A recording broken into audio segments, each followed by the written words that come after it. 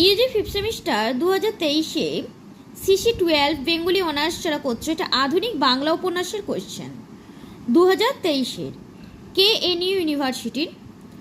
তো কি এসেছিল একবার দেখে নিই আমরা কোয়েশ্চেনগুলো। দেখো, প্রথমে যে কোনো 5টি প্রশ্নের উত্তর দিতে বলেছে। এখানে যদি তোমাদের কোনো রকম প্রশ্নের উত্তর চাই তো অবশ্যই কমেন্ট করবে। শ্রীকান্ত উপন্যাস থেকে প্রথমের যে প্রশ্নটি এসেছে, আর শ্রীকান্ত উপন্যাসটিও আমি কিন্তু আমার চ্যানেলে আপলোড করেছি, শ্রীকান্ত উপন্যাসের পুরো ভিডিও। তা তোমরা যদি না দেখে থাকো তো অবশ্যই গিয়ে একবার দেখে নেবে।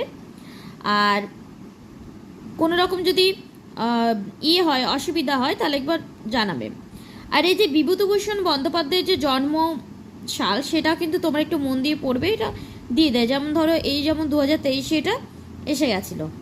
বা আরণ্যকের রচনাকাল। দেখো, কিছু কমন প্রশ্ন উত্তর আছে যেগুলো তোমরা একটু করলেই কিন্তু পেয়ে যাবে, মানে তোমাদের সহজ মনে হবে।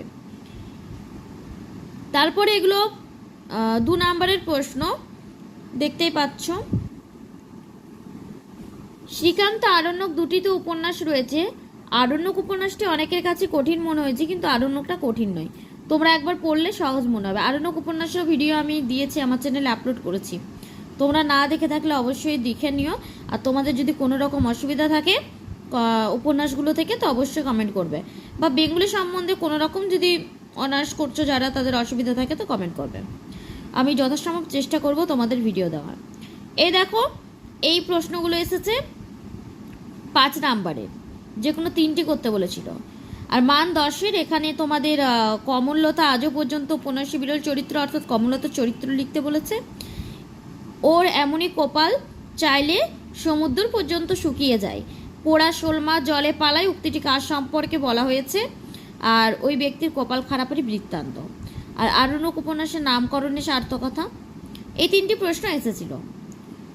10 নম্বরের প্রশ্ন, হ্যাঁ সত্যিই কঠিন, যে কোনটা দেবে সেটা ভেবে চিনতে পড়তে হবে। তো তোমরা তো টিউশনি পড়ো যা আর কি।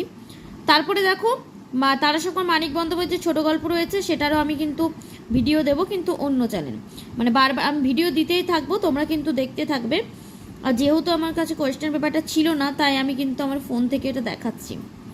তো আশা করছি তোমাদের এটা দেখে অনেক মানে উপকৃত হয়েছে, তোমরা অনেক সাহায্য পেয়েছো। ভালো লাগলে কমেন্ট শেয়ার করবে, লাইক দিতে ভুলবে না।